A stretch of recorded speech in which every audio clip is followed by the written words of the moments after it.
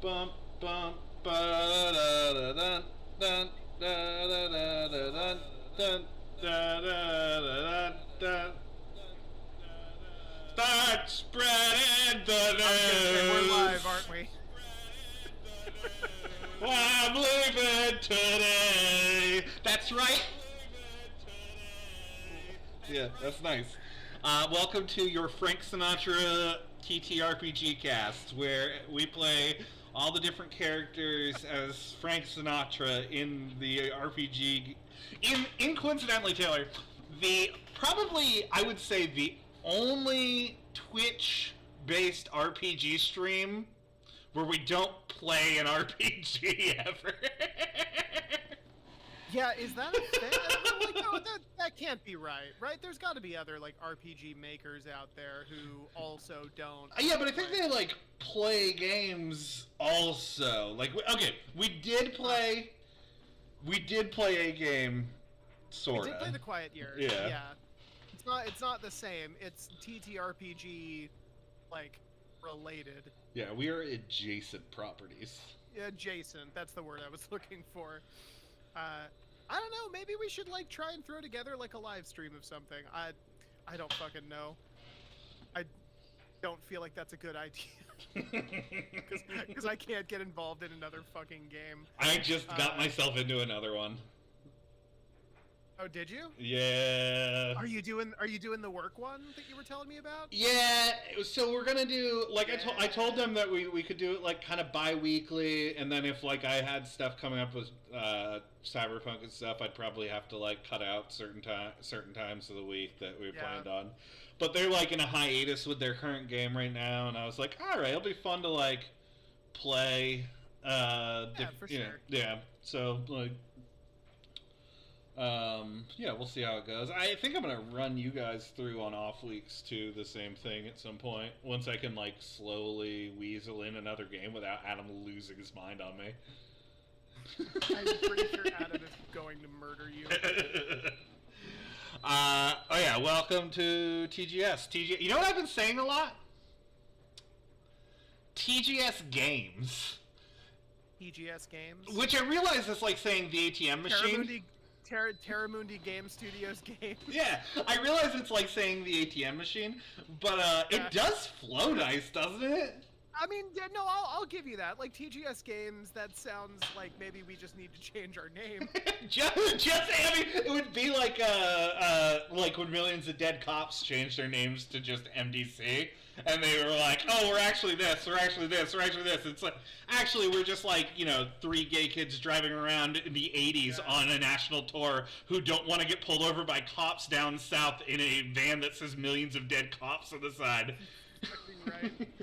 That being said, MDC rules.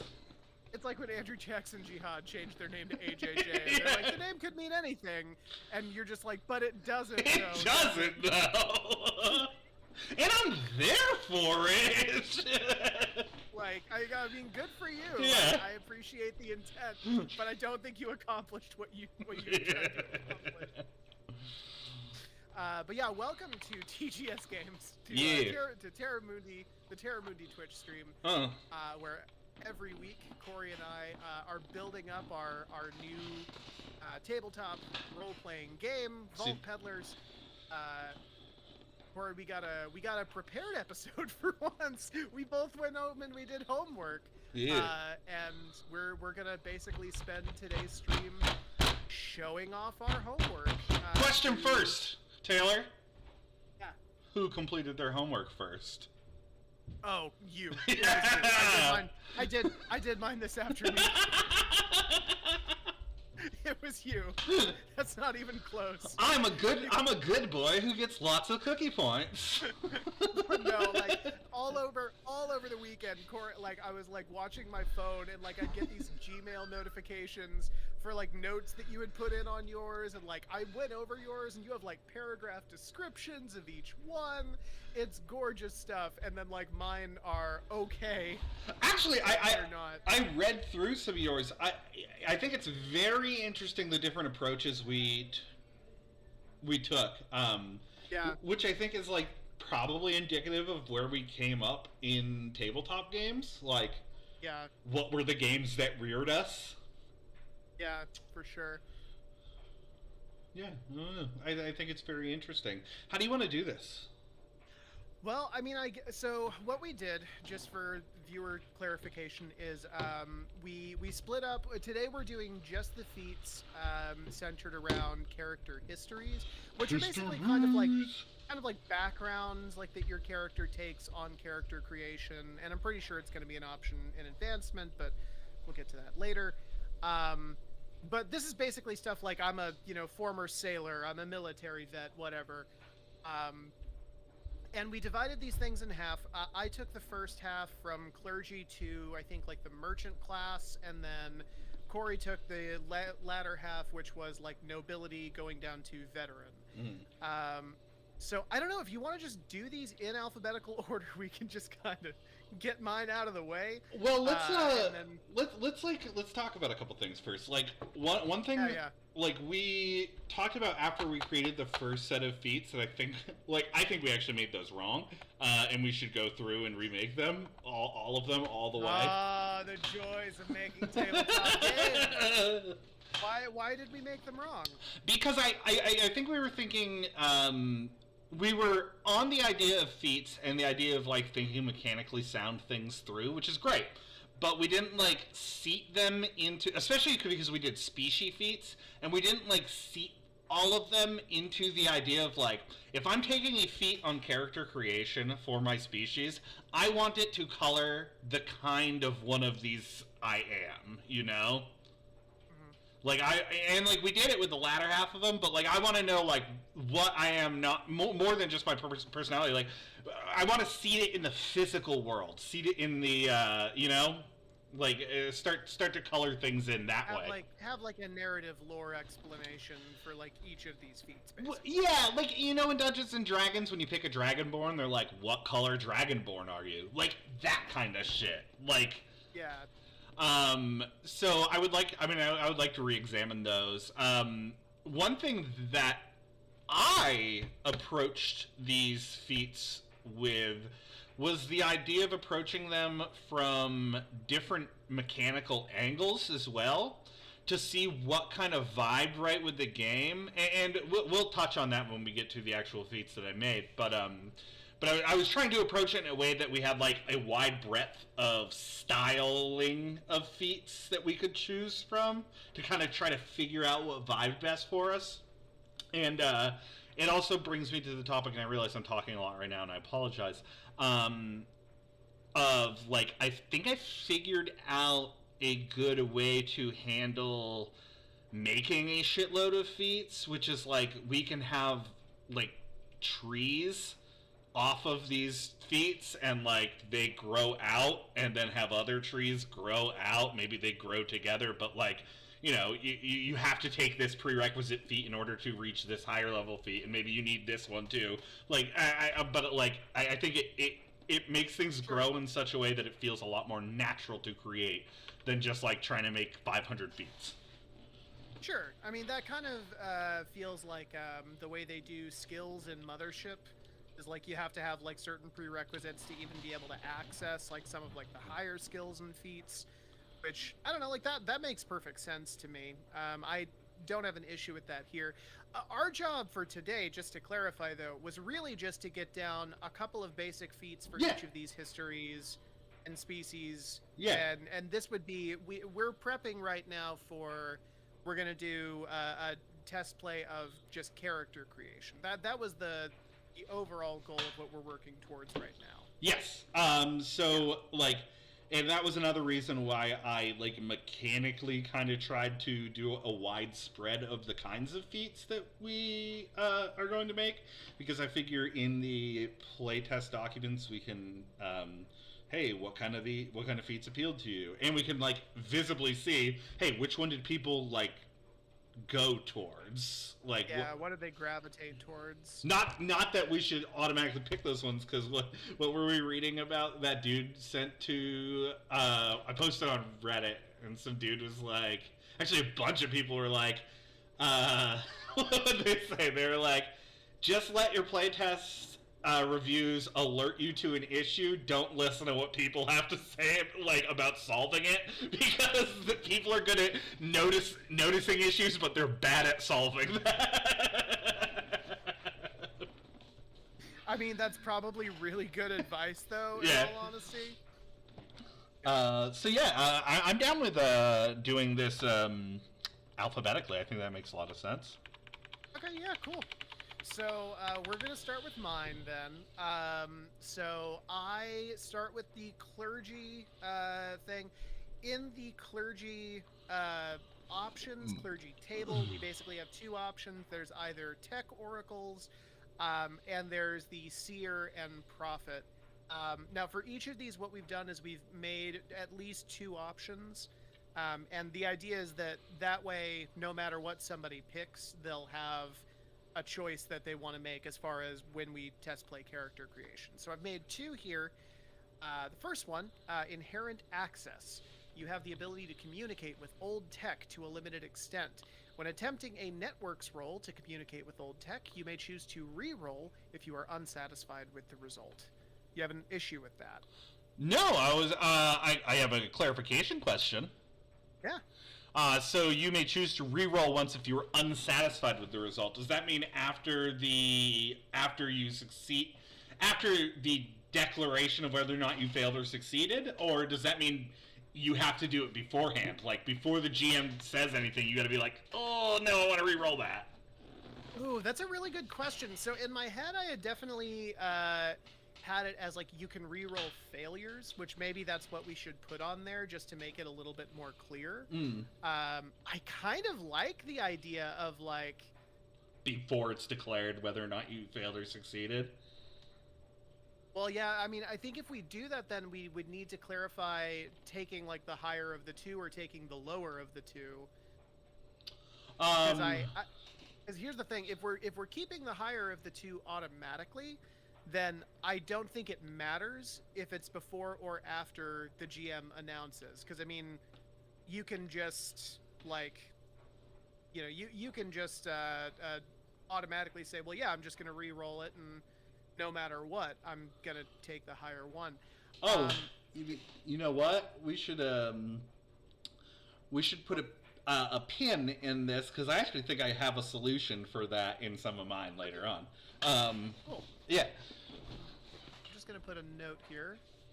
Okay, so we'll just say before or after declaration of success, failure.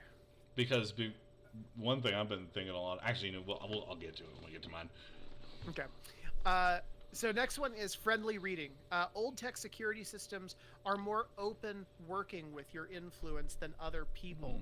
Roll clockwork. On a success, a single security device of your choosing does not see you as a threat and allows you to pass. Ooh. I feel like this one is a really specific one, but I really wanted to lean into the tech oracle thing. Yeah. And that just seemed like a really good fit for me. No, and I think like I leaned into specificity a lot too, and I think that like especially with like early feats, it's a good place to go, because like if things are like very specific, it feels very situational, which means it's not like overtly powerful, because it's a matter of like, okay, how often is this going to happen? Probably not that often, but when it does, I get to shine like crazy. Right, exactly.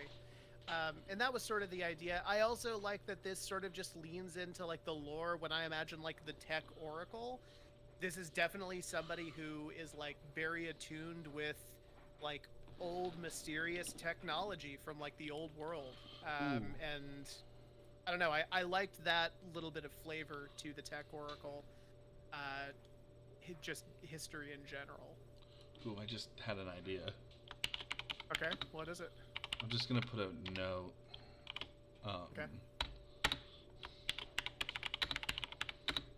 Do you want to say what the note is? I guess so. We are on stream. I was gonna say I can keep going if you just want to do it, and then like we can get to it later. Feats that auto succeed on the cost of die pool die, like on the shared resource die.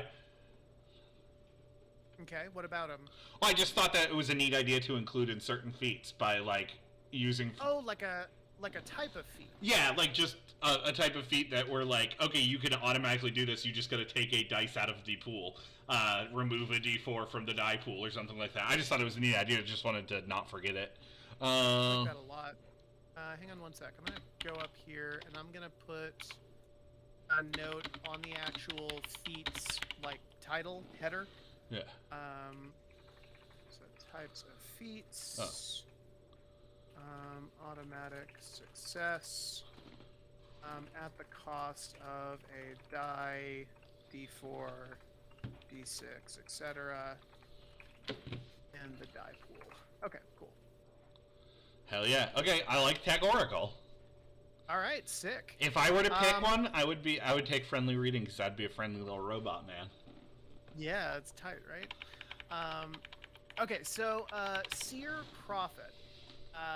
This one I imagined as being kind of more of a like organic, less technologically centered one. The first one is Whispers of Delphi in honor of my girl Zoe. You can see cryptic visions of the future. Roll obfuscation. If successful, the GM gives you an important piece of information about the coming contract in the form of a vision. Ooh! They can be as clear or as obtuse about this power as they want. I like that. I think that it's solid. If I'm being really honest, I definitely stole this from PBTA. This is just clean out of like. I would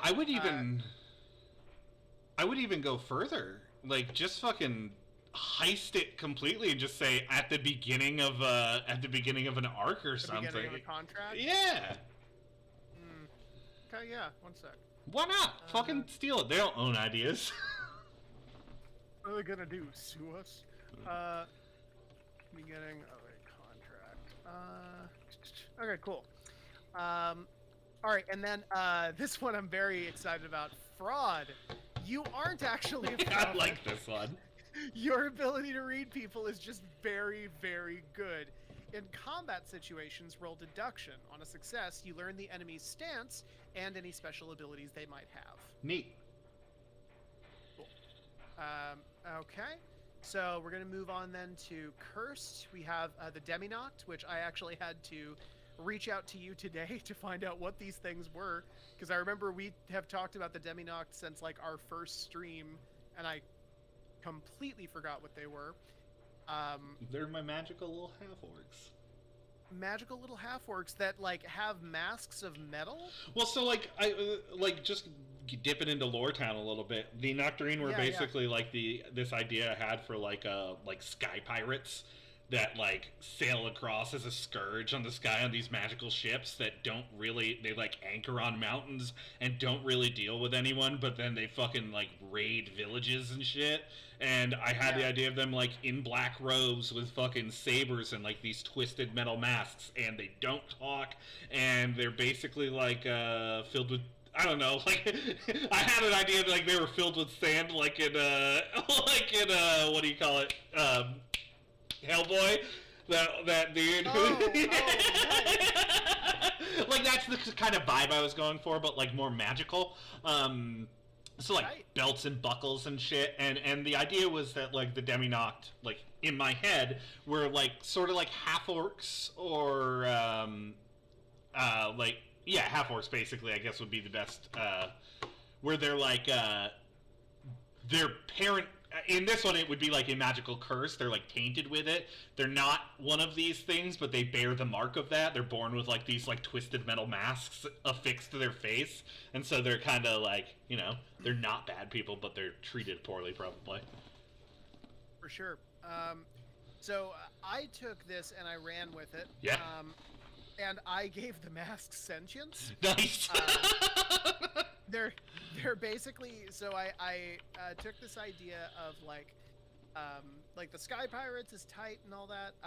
I added a little bit of mental instability to this background, and basically what this is the Demi-Noct, the metal mask that they wear, is almost like a metal alien hybrid symbiote. Yeah. That like fuses to the front of the face. Yeah.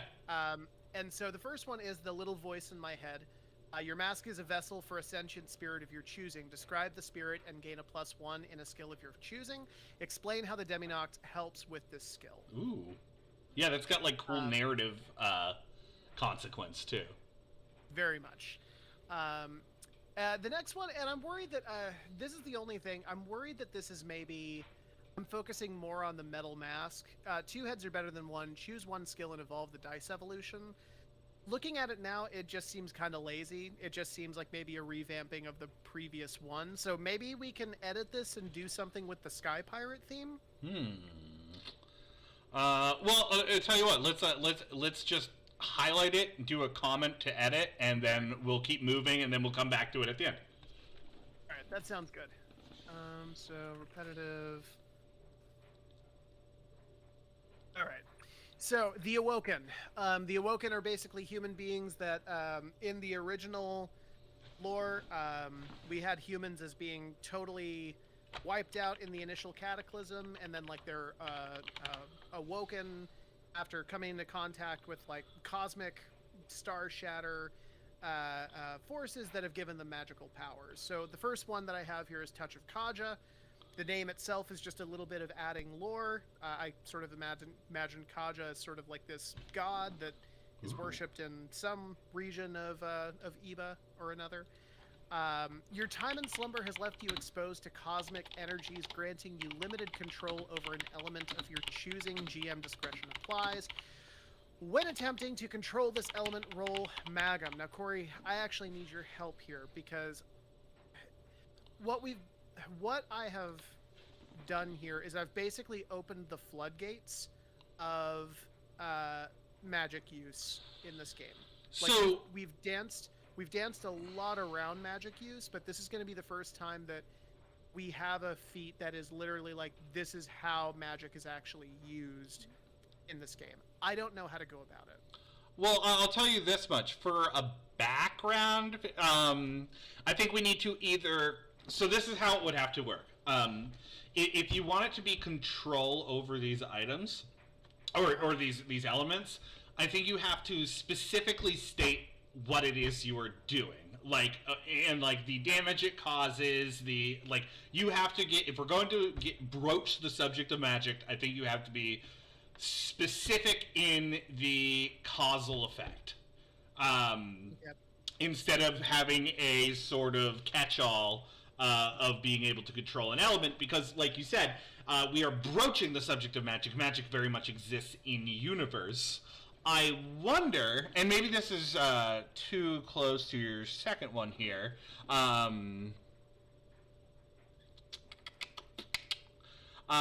was going to say, like, use it as a resistance to a type of element of your choice, which feels more like spiritual armor. Yeah, I mean, spiritual armor definitely makes some sense for that. Yeah. So I would say that if I were you, I would come back to it and give a actual damage effect, or define what the control effect does, how often it can be used, the cost of it, that kind of thing. Yep. Yeah, I'm just gonna put needs to be solidified here. I actually really like the spiritual armor concept that I have here. This is the next one down. Spiritual armor. I like both of them. Mystical protection encircles you, warding off spiritual harm. Anytime you take spiritual or magical damage, roll a d6, which you may use as an additional armor nodes for this attack only. Ooh, yeah. So, yeah. So basically, it's kind of a rolling damage system, which gives you like an extra soak for magical damage, but it's not static, which I think adds some level of excitement to using that ability. As an early level history based feat, I would be more apt to do roll a d4 -1 or something, because that way give it somewhere to go. Yeah, because then you can evolve it later. I like that. Especially just because magical, we haven't defined this yet, but spiritual harm or magical harm might be broad. We don't really know yet. Yeah. Okay. Yeah, I'm down with that. All right. I like what you did there with those, though. I like that they are like this yin and yang sort of thing, where they're like offense and defense feeding on each other. Yeah. No, and like I think I kind of fucked this up on the Demi-Noct, which I mentioned before. But actually, I tried to do this with all of these. Like, you'll find that there's sort of a back and forth with with most of my things. Okay, so Rapscallion. First is Out of Necessity. Second is Hardened. For Out of Necessity, I have the Bare Necessities and A Friend in Need. So the Bare Necessities is you are accustomed to foraging and scraping for food. When rolling Herbalism Fauna to find something to eat, you may re-roll. This is kind of a similar application to the feat that we had a little bit higher up. Basically just re-roll and, take the higher result. This is what we were talking about with the Tech Oracle thing. Yeah, no, I like that. Yeah. Here's the thing. I like this one because it is more situational, because it's like, if we're running like a more gritty, realistic sort of game where we are going to have rations and shit like at our table, then yeah, this is going to be super important. But depending on your table, it sort of depends on the importance of that. I like that. Definitely. So the other one is A Friend in Need. Although you've fallen on hard times, a good friend of yours is doing very well and has opted to help fund your little side project. Take an additional 50 petty coin per completed contract as they give you an allowance. So basically this is something where we're not doing anything mechanical. It's basically a cash benefit to you. It also, I think, gives a lot of really cool narrative options as far as determining who your good friend is. Yeah. And it gives the GM, I think, a lot of room to play around with that as a pressure point. Sure. Like if you don't foster that relationship well, or if you do something that pisses them off, then they may opt to stop funding you, and you just have to kind of deal with that. Well, we should talk about that though, because if you lose feats, do you get the point buyback for it? But that's a mechanical question. Obviously, we don't know what the economy is going to look like, so 50 PC is kind of up It's just a number right now. Can I say one thing? Yeah. Fucking PC looks pretty good after. I know we said that Pettycoin is going to be like just a placeholder name, but I'm kind of just sort of leaning into that. I like it. I kind of do. I really don't hate it. Like, it's actually good. I want to hate it is the thing. Like, I want to hate it more than I do, and instead I'm like, no, it kind of works. Yeah, like, it's actually not bad. Seeing it shortened there is like, oh man, that actually like looks good. Right. Okay, so the next one is Hardened, and this was basically like the idea of like the hardened criminals. So the first one, seen it all. You've seen some stuff in your time in the underworld. Take a +1 to composure. Love it. Yeah, very simple, very straightforward. Next one is Dark Connections. You have worked with or for a criminal cartel and still have some lower level connections within that group. Name the group, describe briefly what they do, and take a +1 higher die evolution when interacting. Ooh! I like that a lot. And this is one thing that I find that you are very good at. Like, you're very good at fostering that, like, player creation and GM fiat stuff. I really enjoy that. That's a really good one. For me, it's all about narrative. Like, I am just kind of whatever about mechanics, but like if I can come up with like a cool little thing to like get some story in there, I'm gonna do it. Okay, next one up is Familial. We have Heart of the Community and City Denizen. In Heart of the Community, I have Where Everybody Knows Your Name. Fucking dweeb. I love it. Fucking did it. Get stream over. We did it. Mission accomplished. So you are well loved by the town from which you hail. Describe where this community is, and why. I meant to say like why they love you so much, and gain an additional D8 when making checks in this community. Powerful. Yeah. Well, powerful, but also very relegated. Hyper Like, you're in a situational. roving, yeah, you're in a roving caravan, so like, it's probably not going to be the case. You're going to spend all your time in this town. And then friendly face. People just like you, you know. Take a +1 in tribalism. That's good. That's good. You just got one of those faces. Okay, and then city denizen. Rural upbringing. These city slickers wouldn't last a minute outside the walls, but you weren't born in the city. Tell the archivist where you are from and gain a +1 die evolution when acting in similar environments. Alright.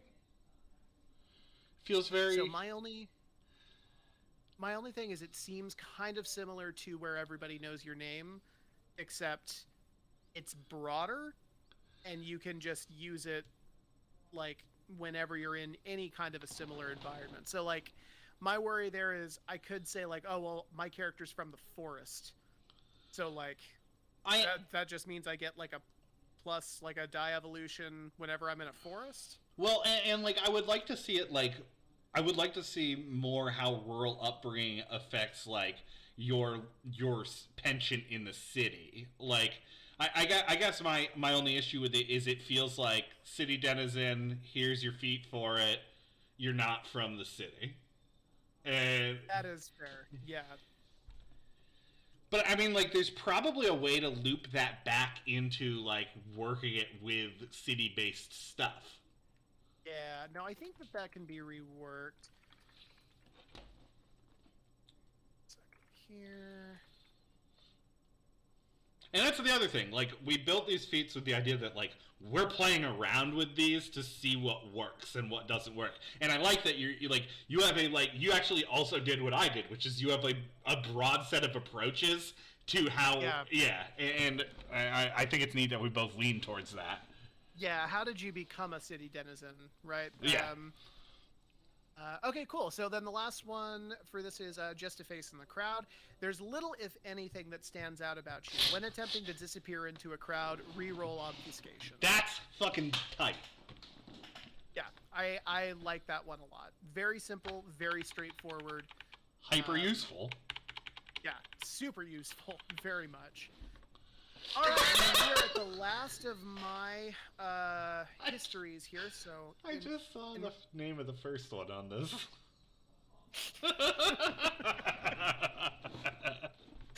I had some fun with the name. I see that. So that's my second. Yeah. I just saw the name of the first one on the second one. Yeah, it's really good. I like it a lot. So the first one in artisan is that's my specialty. Your skills for a particular craft associated with vault peddling excels the average worker. Choose which of these crafts you excel at, and that craft cannot go all the way down to 0 as long as you are there to help. So we've talked a bunch about like caravan resources. Ooh, okay. You're gonna be juggling all of these different things. Basically, the idea is that your artisan character just takes care of one of those things. That's awesome. That's really good. I didn't even think about doing caravan stuff. That's such a good, like, especially because we were talking about how much like upkeep is going to be important. Like, having that catch-all is going to be huge for like group management. That's awesome. Yeah, thank you. I'm gonna fucking that's my favorite. Okay, and then speculator. You have an eye for old tech. When attempting to assess the value of an artifact, you may re-roll 2 dice of your choosing. I may just say re-roll the roll itself. Because I forgot what our dice system was.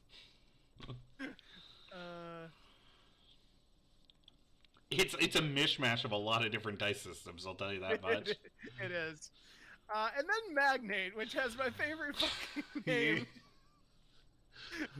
for a fucking feat. Business lobes. How did I make $1 million? Business lobes. Business lobes. Ferengi, never.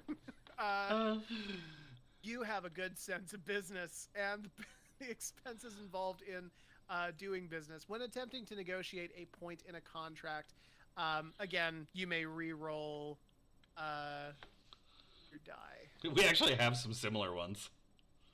Yeah. Actually, I was going to say, I feel like that one was going to come up in one of the ones further down. This next one I do like, though. Reputable caravan. You are a respected merchant in your territory. Choose that territory, ideally on the world map, and gain 2-star ratings when taking on contracts in that area.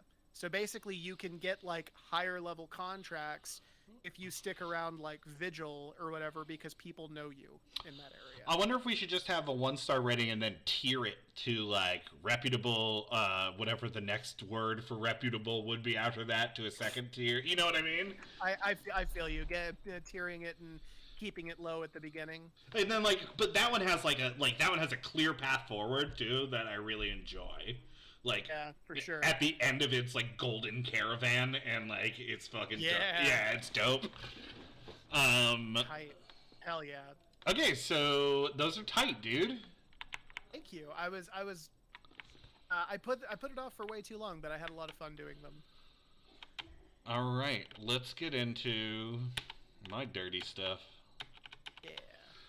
So I bounced around a lot throughout the week and kind of built these out slowly. This was actually the one I had the hardest time with. So let's start right off with it. Under nobility, we have 2 sections. We have Bohemian and Courtier. Under Bohemian, we have 2.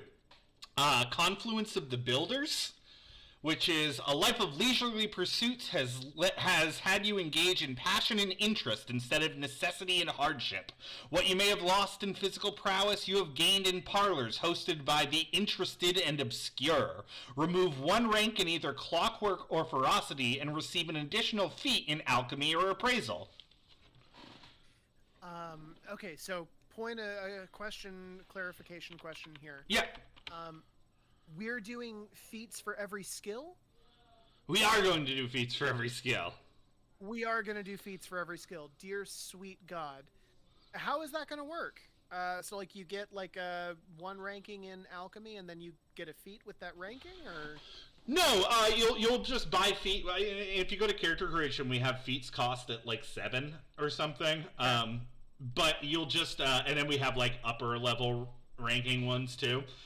So basically, feats will be tiered at, like, ranks for skills. So, like, you'll have rank 1 feats that you can buy if you have, 1 rank in this skill. Oh, yeah. Okay, I see. Gotcha. So there could be, like, a rank 5 feat in this skill that you can only get after you buy your way to this skill rank. Okay. So you have to spend a lot of cashola, a lot of points to get into them. Well, in that case, I really actually like what you came up with for this one because it's really balanced. Like you're removing a rank in something and you get like a free feat as a result of it. Like that's, I don't know, that feels balanced to me. Thanks. I tried to take a page out of your book and do these all kind of set in lore. Yeah. So Confluence of the Builders. Lore first, baby. The next one is called Money Talks. Wanting for naught but eccentricities your whole life has elevated you to a stratosphere most are acclimated with. From your vantage point up on top, you learned quickly what makes the world go round and how to grease the wheel. Twice per session, you may re-roll a failed check at the cost of 2 petty coin. Ooh, all right, I like that. Again, this is kind of an economy. Yeah, we have no idea. I have no idea if that's we may want to make it more than 2 petty coin. You also might want to add to that note. You might want to give them the option to re-roll by using like a group resource, like a caravan resource. That Ooh. might also be a good. That might also be a good thing to use there. Yeah, that's actually a very good idea. Wrote that right in there. Yeah. But no, that's another really good one that has like good fail safes, like twice per session. We might even want to bring that down to once per session, and then do the same thing we were doing with mine, where like we have a path forward. So a lot of these too is I've been thinking a lot about nodes, Taylor. I've been thinking about nodes and how I want to load this character sheet up with tracks and nodes and tokens and nodes. Armor nodes and health nodes and action nodes. I like the word, dude. It feels like ours. We own it. Yeah, nodes. This is actually something not a lot of people know. Nodes haven't existed prior to this. Nodes are ours. I can't wait till next. We did that. I can't wait till next year when we go to Gen Con and we yell at strangers who have nodes in their game. Fuck you, we did that. Okay. Gonna meet the creators of Final Fantasy X and kick them right in the nuts. Those are ours. You didn't do that. Give me Titus. I own him. I actually don't want him that much. No, it's okay. Okay, so next we have Courtier. Ishtasian Council is my first one. Yeah, baby. The bullheaded nature of politics within the High Council of Ishtas serves you well. During contract negotiation, you are adept at gaining leverage against those you argue with. Use this ability to have the party re-roll the failed negotiation roll. Okay, tight. So, I'm a little torn on this one, because on one hand, I love that you referenced existing lore. That is tight as hell. The only thing that I worry about is somebody might not want to pick it because they don't want to have a player that's from Ishtas. Like, is there a way to just kind of generalize that into, like, a city council or, like, an area council? So here's the thing, like, this is where I wanted to start taking a stand where it's like, and this is the argument we have, like, and I did try to do this, sort of with, like, your time in the Ishtasian Council doesn't mean you spent your whole life there. Maybe, but the idea is that the idea is that these histories are supposed to color you a little bit. So, like, I did want to, like, lean into that a bit and not have it be vague. And this actually goes back to, like, my feeling on, like, generalized systems versus, like, setting specific systems. Like, lean into the lore, I guess. I get what you're saying, though, but it's like, I want the mechanical effect, but I do not want the narrative effect. And here's the thing, I think, like, when it comes right down to it, at the table, your archivist is probably going to be like, yeah, that's fine. Like, yeah, I don't care, like, which council you're from. But, like, I mean, that's true. Like, I don't know, like, tieflings aren't technically supposed to be, like, blue and purple or whatever, but, like, I'm also not going to tell a player no on that. Yeah. Like, yeah. So, like, I mean, like, fair. That's a good point. I think it just comes down to, like, rule of cool stuff. Yeah. Okay, cool. Then I'm down with that. The next one is called Soldier d'Affaires. Oh, actually, wait, there is one other thing. Okay. What's the limit on the ability? Is that once per negotiation? That was, when you are adept at gaining leverage, use this ability to have the party reroll a failed negotiation roll. I mean, that was sort of my intent. I actually probably thought of that one and then didn't put it in there. But yeah, it should have a limitation hard encoded into it. Just to make sure that people don't, like, spam it. Yeah, that actually, yeah, let's put that in. You want to put that in? Yeah, I got it.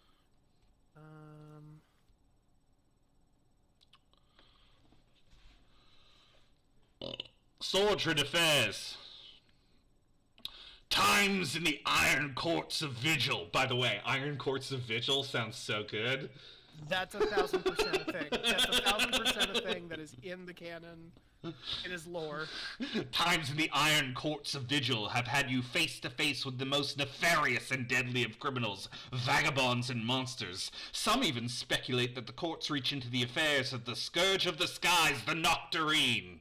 Yeah! Once per session, you may make a parlay check with a +2 modifier against a non-combative NPC to reduce the hostility tag upon entering the scene. So we had talked about this in text. It is your countenance and the way you carry yourself that colors the situation. Basically, that was like, you don't have to like say why they are stoked on you. Just that like the way you carry yourself is why they're stoked on you. Right. So we had talked about this a little bit. I had messaged you about like using NPC generation with like demeanor tags and stuff like hostile and things like that, and I think that this would be a neat way to play into that. Yeah. No, I think that looks great. I love that you did like once per session. You also specified like against a non-combative NPC. My question there is, what do you define as non-combative? Not actively in combat, like not actively in the initiative order. Okay, so like we're talking like mechanically, like physical, actual combat. Yeah, like I think that this doesn't work if like they are immediately hostile, like going to murder you, because then you are like if you enter a scene and are in the initiative tracker, I don't think this scene works. And that makes sense. My concern was because obviously like we've been playing L5R and stuff, and they have like intrigue scenes where it's like a combat ordered thing for like discussions. Yeah. And I know we haven't talked about including anything like that, but I was wondering if that's what you meant by combative. No. Like somebody who's like against you in a debate. No, I mean like physically, like come to blows. Because I think and for the record, we don't need to clarify that in the notes. Okay. It's like that is a thing that is very specific to L5R and not necessarily something that happens in. Yeah, we don't have well, we do have a bit of social combat, I guess. Like we have the negotiation, which is I think essentially going to end up being some kind of social conflict scene. Yeah, that'll have some kind of a feel to it, but we haven't gotten for right there now. yet. Yeah, I just wanted to clarify. Okay, cool. Yeah, then that looks great. That will be fun to play test when we get to it. So the next one is Vagabond. Under Vagabond, we have Marauder and Surveyor. Marauder is actually the one I started with. So the first one under Marauder I have is Creeping Fury. Your time roving among the Embrophytes enclaves of Eba have left you wild and vicious, and wholly able to utilize those abilities in the appropriate settings. When in forested areas, you may trade your movement nodes to make an irresistible attack. I fucking love that mechanic. That's just fucking bash, dude! Question, what is an irresistible attack? Have we talked about that? No, well, so we were talking about, like, having, attacks that, like, using armor as, like, a resistance check, like, competitive, like, contested rolls. The idea is that, like, this is uncontested. Like, you cannot contest, well, it's a power attack. I love that you defined it as irresistible. Like, that's the tightest way to define combat. Oh baby, I can't resist this. Yeah. So yeah, it's just like a planted power attack. You're like in it, and you're just like boom. The next, actually, I guess this is like really sexy because the next one's called Smoldering Eyes. Corey wants to fuck Marauders, guys. You heard it here first. Your life has been one of bloodshed and wanton cruelty, both inward and outward, something that is noticeable by those you deal with in close quarters. When you roll an interrogation check, you may instead roll brutality. Hey, that's a great feat. Yeah, I love that. I didn't even think about like doing a substitution substitution of skills. That's a really great idea. Well, it felt like a cool way because, like, I this is one thing that like has always irked me about games is that they always tie charisma and like intimidation next to each other, and I'm like, fuck no. Like, if I want to play a big brutal barbarian, but I have dropped charisma because it is unimportant to me, I can't terrify you. I'm covered in blood and I have a hammer because I killed a guy with a hammer.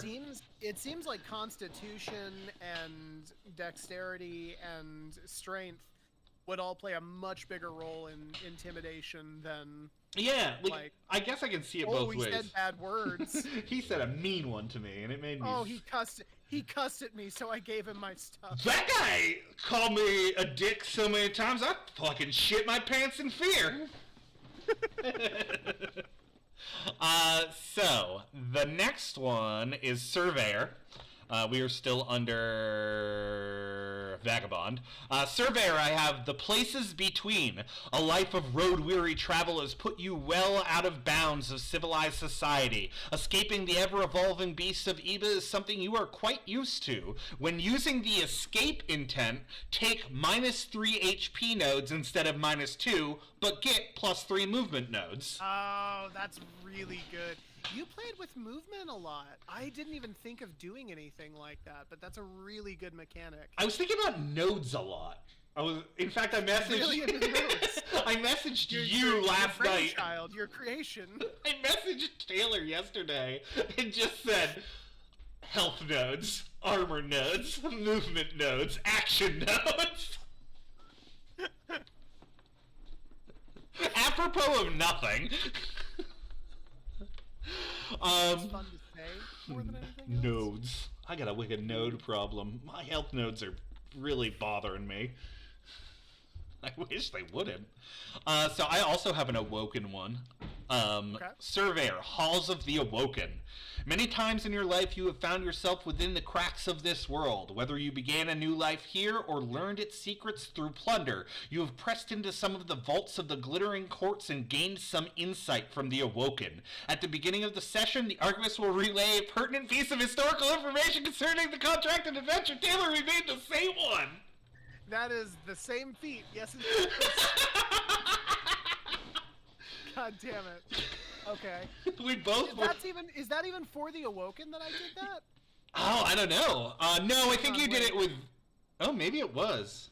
No, it wasn't. The Awoken were the 2 magic ones. So let's... I'm gonna highlight... One was for Seer Prophet. I mean, I'm not even against having, like, the 2 mechanics, like, set, but, like, possible change to similar... What's yours called? Whispers of Delphi. Oh, fucking Zoe? Kidding me? Yeah. That's... You erasing my girl Zoe again. Again! Because your disrespect knows no bounds. How dare you? Mira votes for mine. So we were in the middle of the finale for Ruma, and I had just done this really cool description of one of my favorite NPCs. Like, I poured more time into her than anything else. Her name was Zoe of Delphi. She was tight as hell, and I had her, like, fucking, like, night-winging around on, like, these flying monsters and, like, going back and forth, and I gave this whole description on, like, this badass move she did. And Corey just sends a fucking meme to the group thread, and it's that Mean Girls meme that just says, "Stop trying to make Zoe of Delphi happen. It's not gonna happen." Fucking broke my heart. Yeah, it was fucking savagely well timed. It was just right in the soul. Yeah, we shit on that character. I also love that you named all your shit like the Halls of the Awoken, and mine are like brain lobes. Business lobes. You just got a good face, you know? I like the good face one. I mean, like, part of it is like I'm definitely trying to like find the aesthetic of Vault Peddlers, which and I think you're doing a great job at that. But like I mean I wonder if I'm going too dark. Like there is like some bubble to Vault Peddlers that I enjoy. Like it does have a little bit of lightheartedness to it that. I've been trying to hit a thematic thing that's somewhere in between, like Lord of the Rings and Borderlands. Yeah, that's actually very apt. Yeah, like it's somewhere in a sweet spot between that where like in some places it takes itself very seriously and in other places it really fucking does not. Well, like, but also like coming up with names like the Iron Courts of Vigil is fucking like that's fun. tight as hell. I love it. But I also love business lobes. Can't I have a game where I can have both? I do want to see business lobes end up in the Iron Courts of Vigil. Hey! The saddest thing is I don't actually know if we can use business lobes. Probably not. Probably not. I feel like I'm going to have to change that name, and it's going to break my heart. Business lobes. You just put air quotes around it. Yeah, but I paid a guy. Okay, so this one actually is pretty exciting. So we got to Nautilus. Privateer is the first one. The second is Depth Hunter. I changed it from Monster Hunter to Depth Hunter. Love that. Privateer. The first one is Fingers Like Finch, which is a reference to Elt Finch, who is a historical character in our universe. Hell yeah. You have a habit for finding things of value that others may overlook, thanks to your time out in the poisoned seas. At the start of every session, you have 3 counters. Night, Dad, I love you! Love you too, buddy. Night, Lynn, I love you! Night, Corey, I love you too. Have fun! Thanks, bye. Bye! I mean, have fun when you go to bed. I have fun when I go to bed. At the start of every session, you have 3 counters. Whenever the player party gains petty coin, you may use one of these counters. When you do, roll a 1d10. 1 to 6, you find nothing. 7 and 10, you find an extra petty coin tucked away. Again, I don't know if that's too low. But this was something that I thought we could bring into other feats, is the idea of having counters, or nodes, as some may call them. Some people. Some people do. But, like, yeah, in fact, I actually think I stole this pretty haphazardly from Dungeons & Dragons with the Lucky feat, where you get to spend Lucky 3 times. Oh. Yeah. Like, it gives you an extra character resource. And here's the thing that's fun with feats. Is you don't have to follow the standard dice rolling mechanic of your game, because no one's going to have, like, all of them. So everyone's only going to be focused on the ones on their character sheet. As long as your base mechanics go along with the main dice rolling and, like, in our case, the caravan mechanics do, then, like, all good. Because otherwise it's like little subsidiary game that someone else is playing that another person doesn't know about because they don't have it on their character sheet. And I kind of like that asymmetrical kind of thing. Okay, yeah. No, my only note on here is just like an extra petty coin seems low. Low. But again, we've talked about this a couple of times. Like, we don't know what the economy is right now, so we're just kind of using random amounts at this point. Here, I'll do this. Yeah, just make a small note there, and I think that otherwise that's great. Do you see what my note is? Oh, there it is.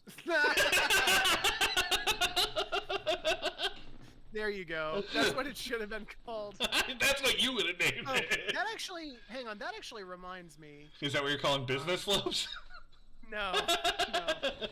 But your callback to our quiet year thing gave me an idea for renaming Friendly Reading, which is the tech oracle thing. Yeah. What was the name of the robot? It was Maximilian? Ooh, fuck.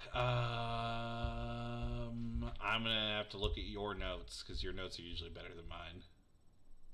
I'm just gonna call it Maximilian's Favor. Oh, you know what? We can always check the website for micro dosing. What? Microchip. Microscope. I got there. What the fuck is wrong with you? I got there. I guess.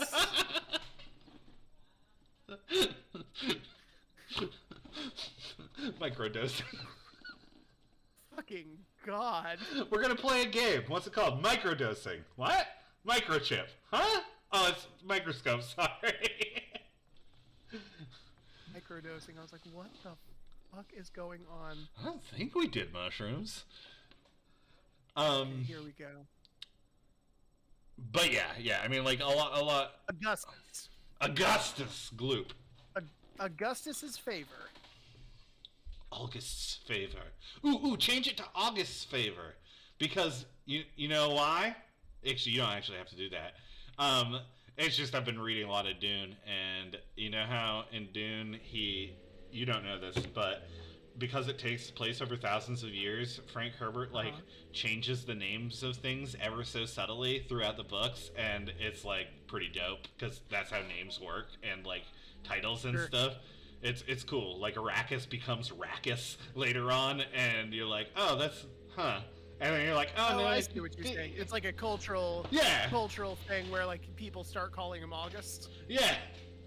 I actually like that a lot. Yeah, sure. August favor. Anyway, sorry, I didn't mean to interrupt. Go ahead. No, it's good because we got off on a good little microdose. You keep using that word. Did you not think it means what you think it means? So the next one's called Dragooned by the Sky. You've spent some time...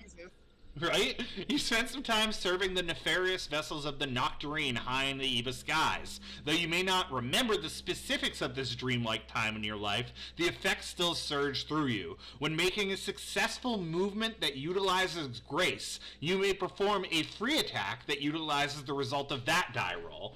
So it doesn't cost action points, and instead of rolling an attack, you just use the movement, like the grace roll that you made. So, like, it becomes one fluid dice roll. I flip off this, how I saw it was, like, when you, like, use your fucking dagger to come down the sails and then, like, slash at someone, one fluid movement, instead of breaking it up into two things. I just thought it was neat. It's a tight idea. Okay, so just to make sure I understand this right, so you make a movement, because correct me if I'm wrong, we just have, it's like a points, right? Every turn you have a certain number of points, and you can spend some of them on movement and some of them on an attack. Right, but this would be like specifically if you're doing something acrobatic, like because if you're doing a movement that requires a grace roll. So like I wouldn't make I see. Yeah, like I wouldn't make you like do an acrobatics roll for walking down the stairs, but if you were Geno Clarence and you wanted to do 1,000 flips down the stairs because that's how you get around. Because that's just the way you travel. Yeah, no, that makes sense. Okay, cool. I'm down with that. And that's fairly limited, too. And it may be the case that we find out as we playtest some of these in actual combat mechanics and stuff that they aren't fairly limited. We need to limit them. Well, yeah, I mean, here's the thing. Lots of these are spammable, for sure. Yeah. I think that's more on player than it is on anything else. Yeah, but we will have to get into like hard encoding stuff when we see how it plays. But I think this is a good start. Very cool. The next one is the other half of this, the Depth Hunters. Canal movement. Church of the Metal Serpent! Yeah. Tight as hell. Time Weird with the Church of the Metal Serpent. Oh yeah, dude, I've been going off on like naming stuff. Dude, it's been tight. This has been some of my favorite parts of this. Time Weird with the Church of the Metal Serpent in Orad has brought you face to face with large beasts of twisted metal. You may move as if you have an additional 4 movement nodes when facing off with creatures of a larger tag size than you, as long as your movement finishes in a hex adjacent to them. So you can move more, but you have to put yourself in danger. Yeah, I love that. That's perfect. And, like, I kind of tried to play off the idea, like, these dudes, like, riding these creatures with spears and stuff, like, getting under their scales. Yeah, no, very much. Like, this is wild horse wrangling, but... You know what's weird? Way fucking scarier. When we built out the world in Dungeon World that we played with Elise and Parker for that session, we also built, like, these knights that fucking hunted fish. Yeah, we did. That's right. That's a weird aesthetic that we seem to hark back to. It's a very weird aesthetic.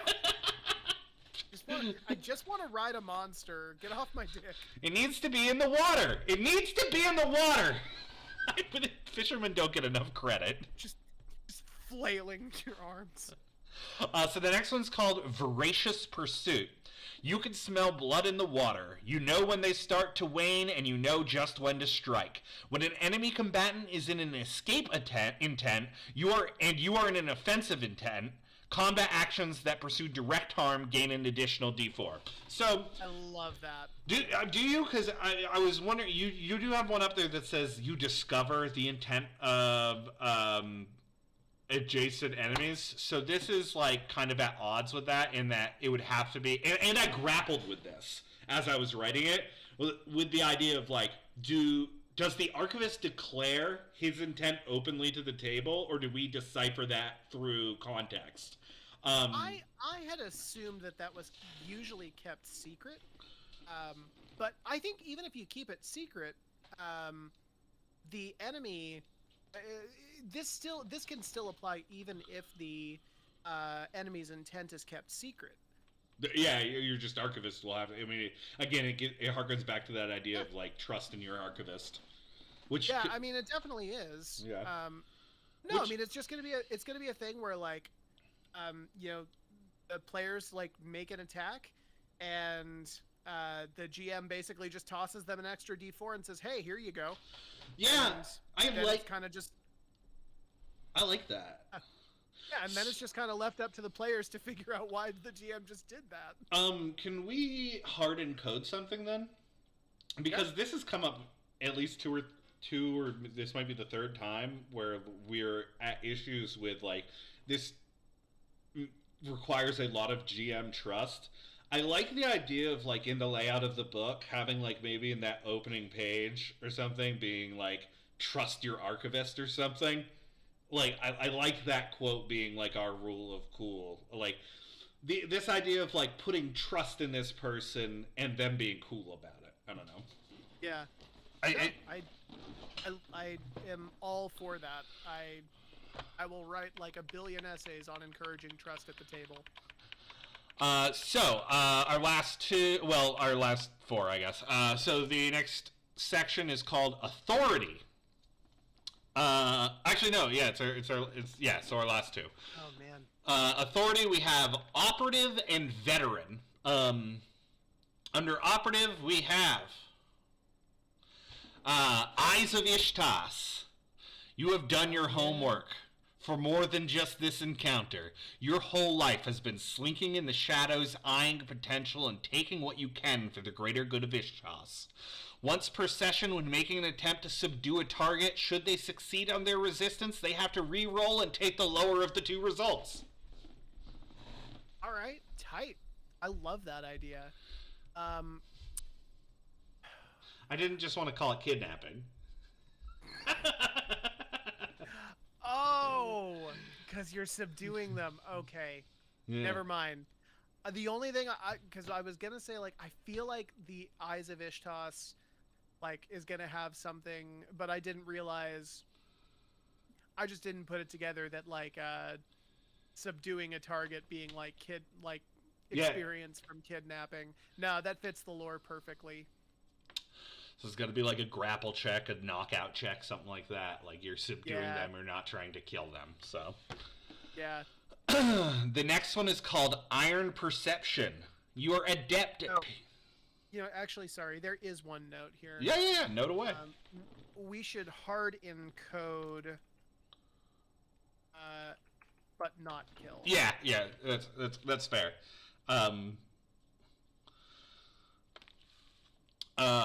Iron Perception. Hey, I could write fucking George R. R. Martin's books better than he could. Look at all these fucking names I'm coming up with.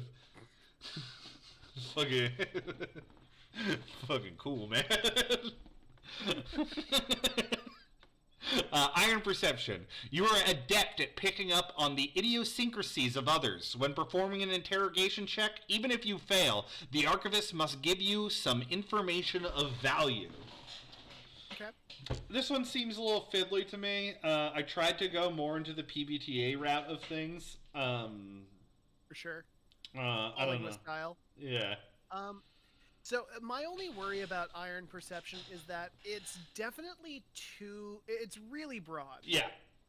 When performing an interrogation check on anyone, anywhere, anytime, you get something. Like that seems like a little bit like that feels like an end of game check feat. Like you've leveled all the way the fuck up and like you're gonna get something. Yeah. So what would be a way to bring that down a little bit? Let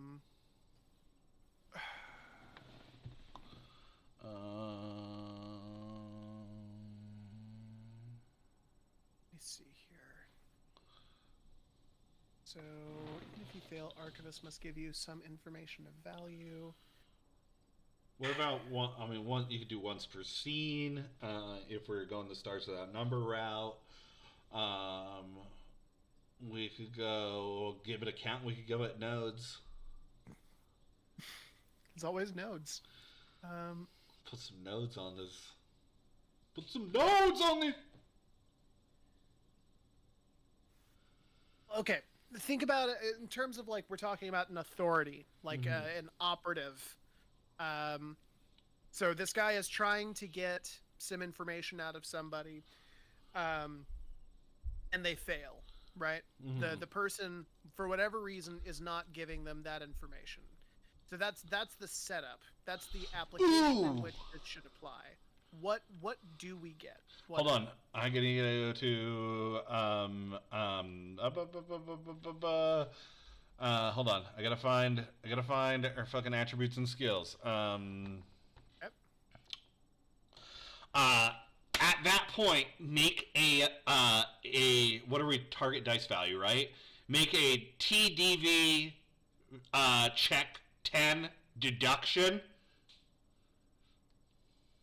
One second. Can you say that again? Yeah, make a target dice value check for deduction of, I don't know, let's keep it low because it's to play into the feat thing. What's a low target dice value, like 7? Sure. Yeah, target dice value 7 to get a piece of information. Basically, you're not picking it up on it like through interrogating them or through like talking to somebody, but you're using that visual acuity of how they're reacting to Sherlock Holmes out an answer. Okay, gotcha. So this is almost like it's almost like a re-roll thing, but you're rolling a different skill. Yeah. All right, I love that. I think that's tight. And you're rolling a different skill that like that has you get an advantage on, basically. It still feels like it's a very spammable ability. Do you want to say once per scene? Yeah, once per scene works totally. Okay, 1 second here. Just gonna find my feet. Okay, cool. Whoa, you renamed right. you renamed Tech Oracle fucking the Helix Calls. That's dope. Yeah.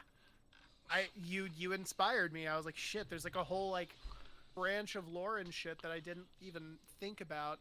I also realized my idea of the Deminoct as having like sentient life on their fucking faces in the form of that metal mask really coincides with the idea of Quick Reef. There's a lot of narrative shit you can do there. Yeah, I think we should intentionally keep it vague until we get supplements, baby. We could do a whole fucking Nocturne supplement adventure. Oh, dude, I've been fucking reading. Tight as hell. Oh man, I've been reading the first adventure set, the first module that Son of Oak Game Studios, City of Mist, what up? Just released, and it is fucking the best written module I think I've seen in a long time. Like how they set up information for you to grab. Like I think I could run this module, and I have an issue with modules. I was about to say, you hate modules. I just can never remember shit, dude. Like I can remember my shit. Like I can't remember someone else's dumb shit. I got too many of my dumb shits. Okay, sorry. I feel you. We have next. Okay, the last two. Got 2 more. Veteran, weary of fire. Your career in Vigil took you quickly through the ranks of miner, eventually culminating with a battalion of miners under your service. But in Vigil, you do not lead from afar. You are accustomed to heat. When resisting the effects of fire, gain an additional +2 damage resistance. Okay. I think that's totally fine. The description confuses me a little bit. So basically you're just a really experienced miner, so you're... We had talked about in Vigil that some of the most important people are the people who mine like plasma from the mountains. Oh, for sure. Yeah, so like you were a plasma miner, you're used to the heat. You're because of that. Okay, I got you. Yeah. Okay, cool. And then this one, I actually really like this one. It's called Support of the Elder. You are used to lifting up those that may be in your service, those who may have been in your service. When you are in a scene with one other party member, you may count an assist roll as an automatic success. I love that. Yeah, that's tight as shit.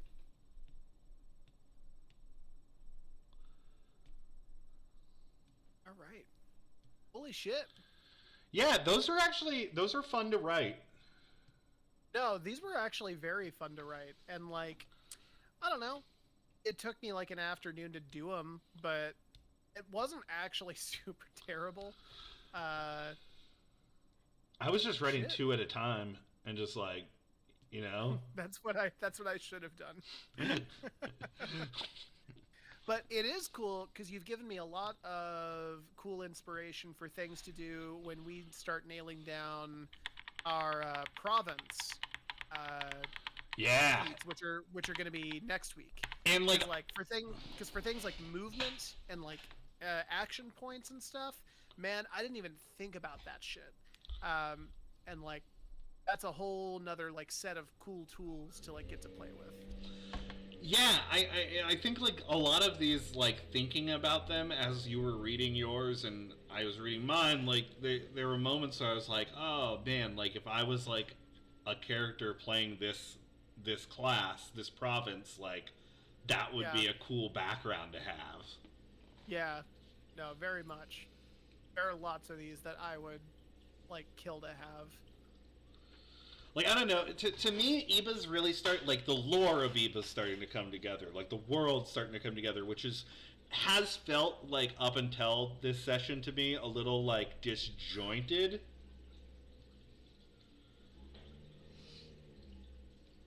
So, I don't know. I feel you. No, I feel you. I mean, like, and I think that that's just a common part of world building, especially when you're still in, like, the baby stages. Yeah. You're basically just getting pieces.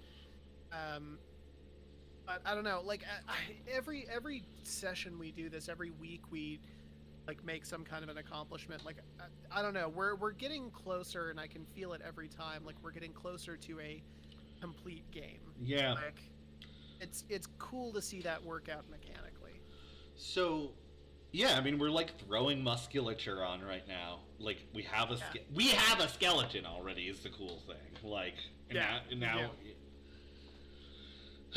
I don't know. It just feels cool. Like I being able to playtest this stuff is going to be fun, and you know, obviously, it's going to take a lot of reworking and rewriting a lot of stuff and most things. Yeah. And that's fine. That's a part of game creation. That's a part of the development process. But like the idea of like I'm getting ideas of things that we could like, hey, that would make a cool supplement, or that would be like a cool like piece of information to throw out later, or like. I don't know. It's just neat. I'm proud of this shit. I'm actually very proud of this shit. Like, even if it goes nowhere, I'm still proud we made it. Me too. Let's see here. Spoiler, mother. Ooh. Weaver. 'Cause I'm a dream weaver. Dream weaver. So good. 'Cause I'm a little tunneler guy. Okay, so. Just a little tunnel boy. Should we like round robin this shit? What do you mean? Because there's definitely ones that I want to make a feat for. Yeah, tell you what, if you want to do that, that's fine. Then you start because I came up with the idea. Okay. Wait a minute, I missed one. Yeah, I don't have Pharaoh. Hang on.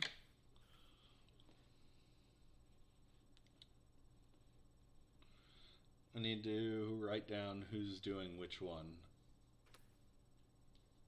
I'm calling Pharaoh. Ah, you fool. You've walked into my trap card. Which one? I'm curious to know which one you were so excited about. I didn't actually. I'm actually spoiler. Spoiler. I really want to do. Okay, cool. So I'm gonna put you on spoiler. I'm gonna do. I'm gonna do Reckoner. Dope. I will do Weaver. Yeah, I did not want to do that one. Oh, you, my man. Let's do Dealer. Okay. I'll do Rope Walker then. Okay. Do you want to do Rope Walker? No, Okay. that's all you. I'm gonna do Croaker, actually. Then I want to do Shepherd. Because I actually like Yeah, Shepherd. I'm I doing think another- Shepherds are dope. Shepherds are dope.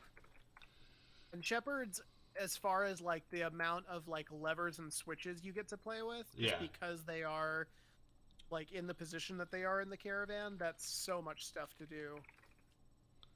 How many of these? So this is going to leave us with. Let's. What, I have 1, 2, 3, 4, 5. 1, 2, 3, 4. Oh, I got one less. Oh, okay. I mean, I can do another one if that's cool with you, or do you? How many of these do you want to do per? Oh, I was gonna say. I mean, we should do like 3 at least. I think. Okay. If you would like me to take one, so you don't have, I'll do the extra one if you want. Okay. Do you want to do Mother then? Sure. Whichever one you're least excited about. Which one of these babies do you hate? Let's see. Tell which one of these children that you hate. Which is your least favorite child? That's all, Mother. Just say which child is your least favorite. Actually, you know what? I'm gonna do Mother. I kind of had you begged. I thought you were into that. Yeah, I'm gonna do Mother, and I'm gonna have you do Dealer, if that's the case. Ooh, okay. Because I got to do like merchant and all the business stuff. I got to do business lobes last time. You did. You get to do business. You get to do business lobes this week. My feat is going to be called Business Lobes too. Business lobes too. Son of business lobes. I see you've changed the name of our document to Business Lobes. Correct. Fuck, man, I'm glad business lobes was such a fucking hit. And what is the only class? I see only one class. Crab. Crab. One skill. Rip fat clouds. It's a one-player game. Okay, that went really well. We probably went super long on this one. Yeah, we went a little bit long, but I mean, I think that we had some cool discussions, cool ideas that are tossed around. Like, I'm cool with it. Yeah. So what? So we'll do. We're going right into the 3 feats next session. What do we want to do? Like, coming in the future, we should probably start. I mean, like, we got to do feats. So like, let's focus on doing. Do we need Caravan worked out for character creation? We should probably get off stream to do this. Yeah, you know what? That's fine. Thank you, everybody, for stopping by, for the nobody who did. But I hope you all have a great week, and we will see you later. Bye! Bye! Uh-oh,